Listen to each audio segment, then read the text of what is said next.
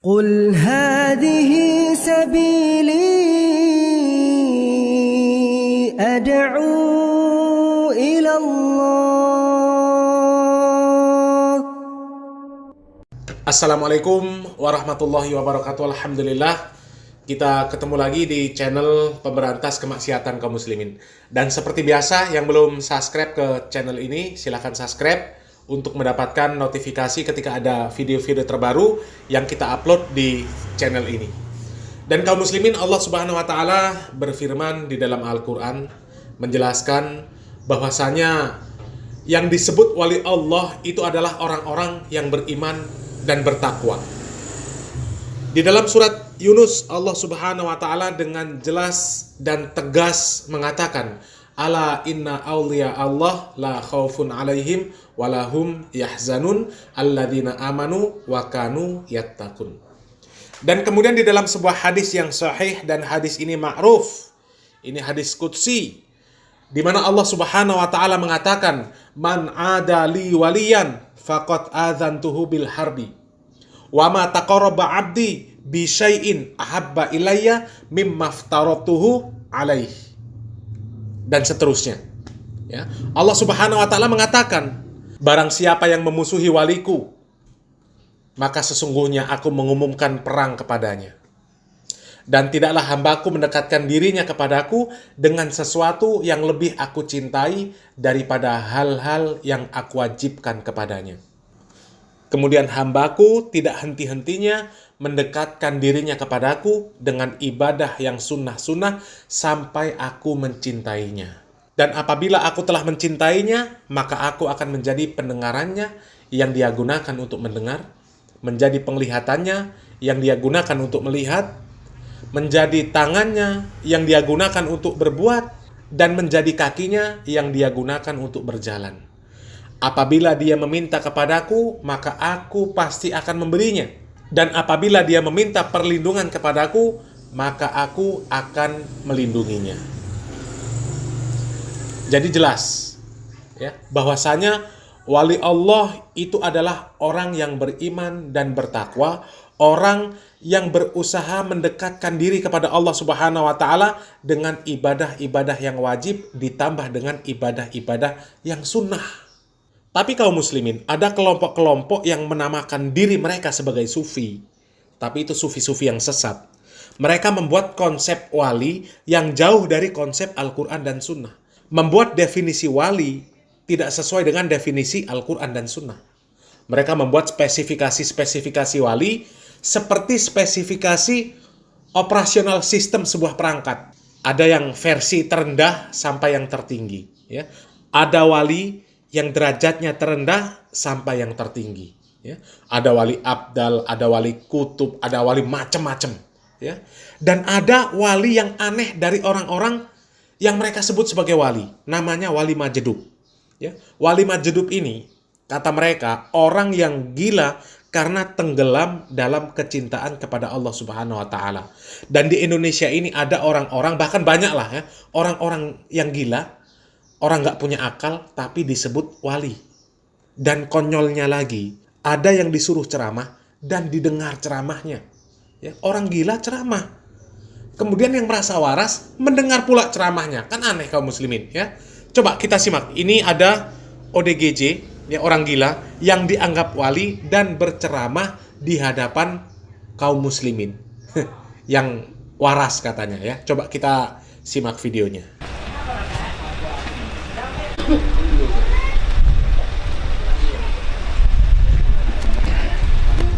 Ini adalah saudara Robinson Understand of America or Gus Jafar berbosku sampai cilik gayam Gondang Wetan Pasuruan, Jawa Timur, Indonesia.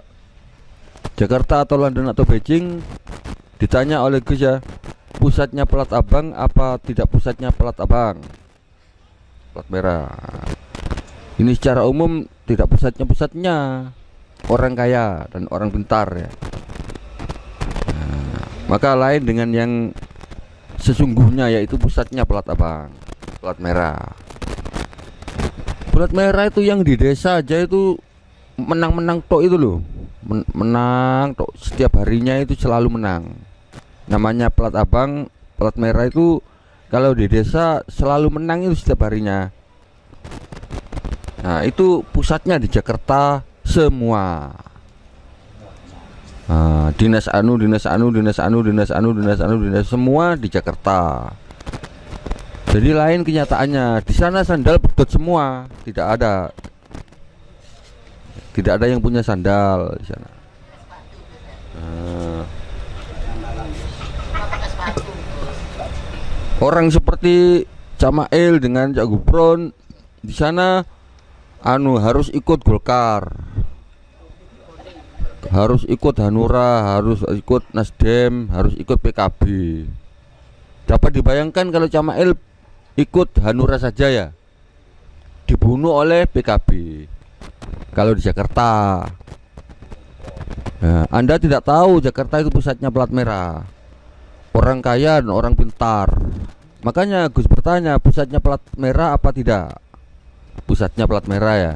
Kalau pusatnya plat merah, seperti Camail ini, kalau partai Hanura saja dibunuh oleh PKB, nah, PKB akan membunuh Cak Ismail. Nah, kalau ikut Nasdem dibunuh oleh Hanura dan dibunuh oleh PKB. Nah, itu sejak dulu.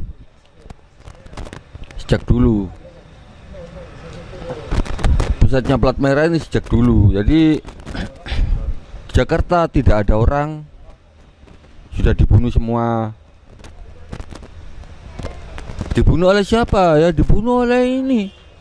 Kenapa saudara Ismail tidak PKB? Ini loh, di Jakarta itu. Kenapa saudara Ismail tidak ikut PKB? Nah, kalau saya ikut PKB, saya duluan Hanura, Wiranto. Saya disuruh Wiranto ikut, saya ikut Wiranto ya. Nah, kok tidak PKB Ismail ini ikut Hanura? Nah, saya diajak Wiranto, dibunuh oleh PKB. Orang Islam mau tidak mau PKB. Akhirnya mau PKB, mau Hanura, mau partai semua. Orang bohongan dibunuh orang semua. Jadi di Jakarta tidak ada orang sejak dulu. Inilah Gus Jafar, tahu saja. Kok tahu saja ada apa-apa ini? Nah, kalau tidak percaya Anda ke sana sekarang, ke Jakarta. Jalanan di Jakarta satu kali masuk itu tidak muat, yang benar. Jakarta itu satu kali masuk kampung itu tidak muat. Masjidnya kecil-kecil. Jakarta. Oh, Masjid Istiqlal tidak tingkat itu. Dari masuk sampai paimaman sampai imamnya tidak tingkat itu. Istiqlal. Masjid Istiqlal itu tidak tingkat. Dari sandal tuh sampai barat tidak tingkat. Luarnya yang tingkat tuh, yang pojokan. Tuh yang tingkat. Masjid Istiqlal tidak tingkat. Dari luar tingkat. Dari luar aja seperti tingkat, ya, kubahnya besar. Jelek semua di sana. Kalau Anda ke sana kaget, Anda tidak ada orang nih. Iya. Kalaupun ada ya, untuk orang lain. Orang lain yang masuk Jakarta. Dari Bekasi, dari Tangerang masuk Jakarta. Masuk dalamnya Ngawi, ini kan Kabupaten Ngawi. Masuk dalamnya Ngawi sana, kalau ada mobil atau sepeda motor, itu orang dari Nganjuk atau dari Ponorogo atau dari ini Sragen dan Madiun. Nah, kalau ada orang mobil ini, mobil Salepan. Tapi di Ngawi tidak, orang Ngawi sendiri. Bertanya pada orang Ngawi, ada mobil orang Ngawi sendiri, ada sepeda motor orang Ngawi sendiri. Kalau di Jakarta tidak. Orang dari Madiun tadi dan dari Sragen. Kalau di Pasuruan masuk Alun-alun. Masuk Alun-alun tuh orang Probolinggo sampai Warung Dowo. Nah, lewat Pengkol tuh. Nah, itu orang Probolinggo, orang Malang. Nah, tapi di Pasuruan tidak, orang Pasuruan sendiri. Orang sepeda motoran ke Winongan ya, orang Pasuruan sendiri ya. Nah, itu orang Jakarta heran tuh, kok iso banyak sepeda motor. Iya, di Surabaya juga banyak. Di Bandung juga banyak. Jakarta tok ini loh. Pusatnya plat merah sejak dulu. Ya di desa saja selalu menang setiap hari. Namanya plat merah itu pekerjaannya setiap hari selalu menang, selalu menang, selalu menang, selalu menang. Cuma satu selalu menang. Di desa saja ini pusatnya ini Jakarta itu. Pusatnya selalu menang. Ini makanya Gus Jafar ini lain. Gus Jafar ini lain. Kan pusatnya plat merah di desa selalu menang. Pusatnya tambah selalu menang. Nanti di Jakarta itu tidak ada orang sama sekali, sudah mati. Kenapa? Karena pusatnya plat merah itu sejak dulu. Sekian dari Gus Jafar ya.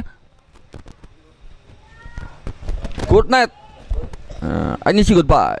Nah kaum muslimin, sengaja video ini kami posting secara full ya, dari awal sampai akhir supaya jelas ya, supaya orang-orang yang meyakini adanya wali majedub itu bisa mikir yang sehat dan waras ya.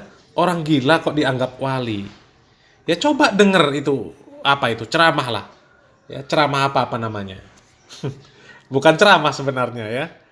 Coba, nggak ada sedikit pun menyebut Allah, menyebut Nabi, menyebut tatanan syariat. Nggak ada. Tapi kok bisa disebut wali yang seperti ini? Ya, punya gelar Gus. Ya. Ya Allah. Dan biasanya orang-orang yang meyakini adanya wali majedub, mereka tetap akan membela orang-orang seperti ini. Pembicaraan orang-orang seperti ini, orang-orang ODGJ yang seperti ini, kata mereka ini hanya bisa difahami oleh orang-orang yang sudah mencapai makrifat. Ya, jadi itu ceramah yang hanya bisa dicerna oleh orang-orang khusus. Kalau bagi kami ya itu orang khusus itu ya orang khusus yang menjalani proses untuk menjadi ODGJ juga. Ya, mereka menjalani proses untuk menjadi orang gila. Orang seperti ini dianggap wali, ya la ilaha illallah. Kalau kata Ustadz Firanda, ya orang-orang yang meyakini ODGJ, ya diyakini sebagai waliullah, itu sebenarnya merendahkan waliullah itu sendiri. Karena waliullah itu seharusnya adalah orang-orang yang mulia dan dimuliakan, orang-orang yang mengetahui syariat Islam ini dengan baik, orang-orang yang mengamalkan syariat Islam ini dengan baik, bukan orang gila yang dia dibebaskan atas syariat Islam. Ya, wallahu a'lam bishawab. Semoga yang sedikit ini bermanfaat. Barakallahu fikum. Wassalamualaikum warahmatullahi wabarakatuh.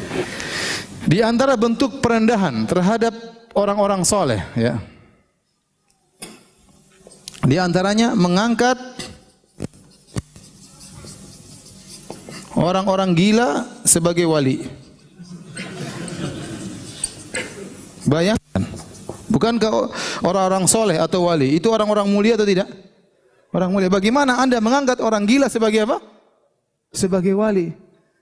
Orang gila itu tidak ada kesolehannya, wong dia sudah rufi'anul aqlam. Nabi mengatakan pena diangkat dari anak kecil, ya, dari orang gila sama orang tidur sampai dia bangun, anak kecil sampai dewasa, orang gila sampai dia sadar. Nah, orang gila tidak usah sholat kemudian dijadikan apa?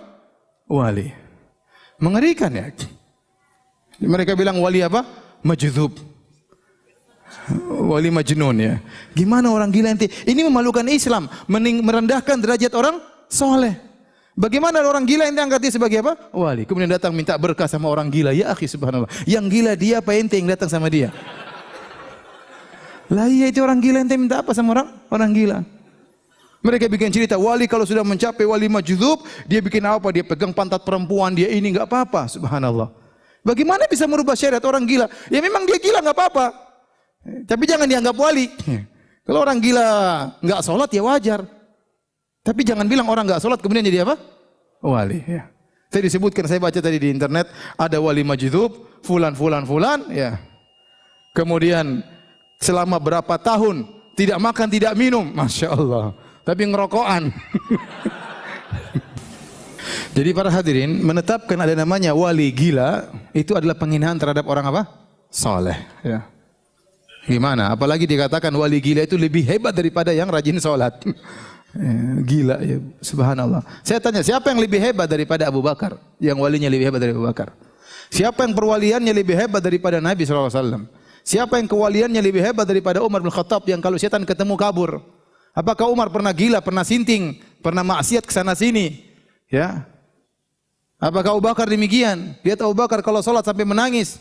Sampai waktu Nabi SAW sakit, Abu Bakar kata Nabi, muru Abu Bakar liyusalli bin nas, suruh Abu Bakar menjadi imam. Maka Aisyah berkata, ya Rasulullah, Abu Bakar itu kalau menangis, kalau salat menangis. Jangan jadi imam, nanti enggak kedengaran. Begitu hatinya yang begitu lembut sehingga mudah menangis. Ya. Siapa yang lebih wali daripada Ali bin Abi Thalib? Apakah Ali bin Abi Thalib pernah gila? Orang gila itu dikasihani. Ya, dirawat, kalau enggak dikarantina kalau memang mengganggu. Ini bukan datangi dicium-cium kakinya, ya. Sampai kemudian duduk, pahanya kelihatan, auratnya kelihatan, tidak pakai baju. Wali dalam kondisi ini wali seperti apa ini? Memalukan. Orang soleh seperti ini. Ya, kasihan ini orang gila, ente jangan angkat dia menjadi apa? Wali. Ya, ini wali, subhanallah. Orang datang ngantri, cium tangan sama wali majnun, ya. Ya, subhanallah. Ini bentuk penghinaan terhadap orang-orang soleh, ya. Maka Ahlus Sunnah wal Jamaah menetapkan karamah ya bagi para wali, namun tidak berlebih-lebihan mengangkat derajat mereka atau menghinakan mereka. Adapun orang-orang yang berlebih-lebihan terhadap para wali, ya sampai menyembah mereka, mengangkat derajat mereka berlebihan, maka tentunya tidak diperbolehkan.